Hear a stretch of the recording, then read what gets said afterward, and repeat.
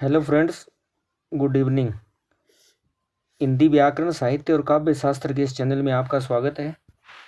मित्रों, आज हम EMRS हॉस्टल वार्डन के पेपर के अंतर्गत जो हिंदी के कुछ प्रश्न शामिल किए गए थे उन्हीं प्रश्नों पर चर्चा करने जा रहे हैं।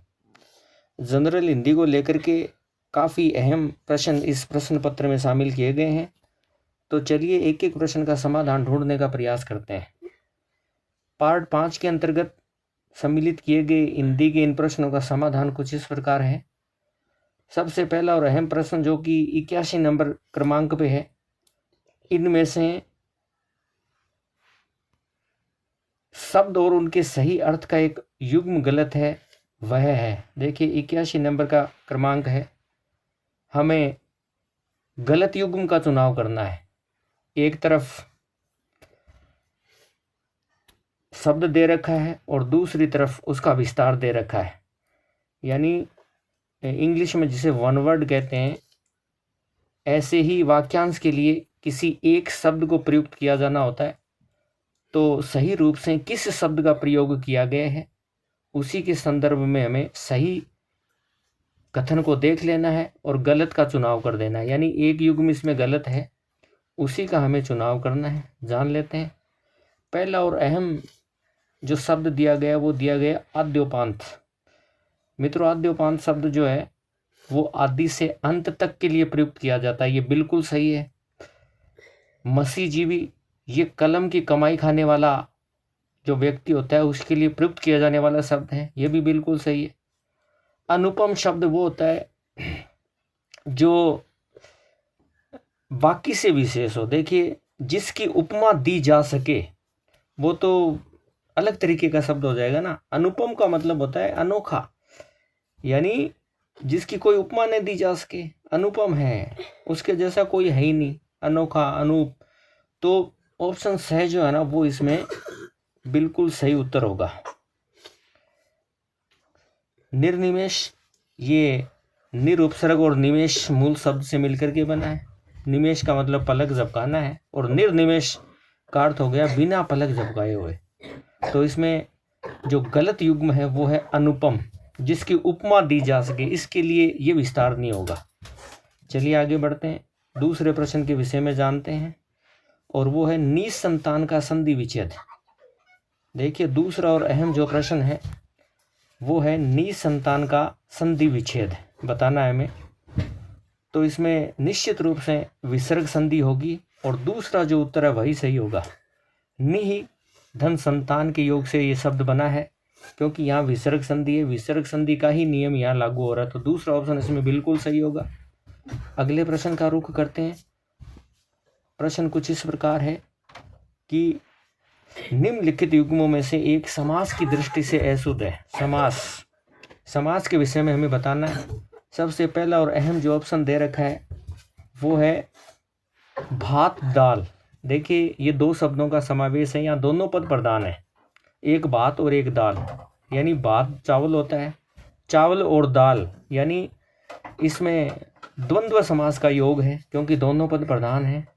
तो यहाँ हमें चुनाव करना है अशुद्ध का, तो पहला ही इसमें अशुद्ध होगा, क्योंकि भात दाल जो है इसमें द्वंद्व समास है। चतुर्भुज, ये 4 भुजाएं हैं जिसकी, बिल्कुल सही है। बहुव्रीहि समास है यहाँ।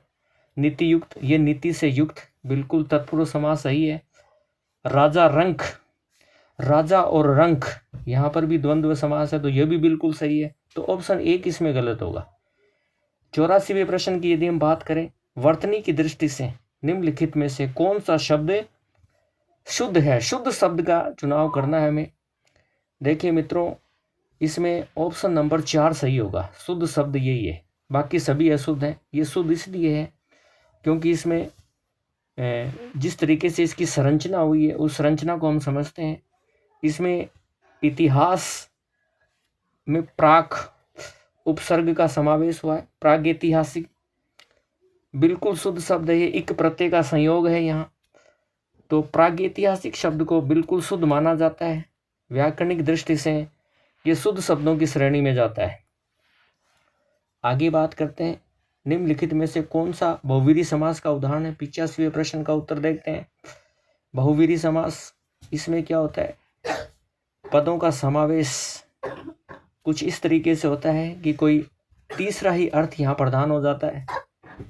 इसके अंतर्गत दो पद पास पास आकर के बैठते हैं, लेकिन उन दोनों पदों का कोई अस्तित्व नहीं होता, बल्कि अर्थ जो है वो कोई तीसरा ही निकलता है। तो आजीवन, इसमें आ और जीवन के योग से बना है, तो ये तो अव्ययी भाव समास हो गया।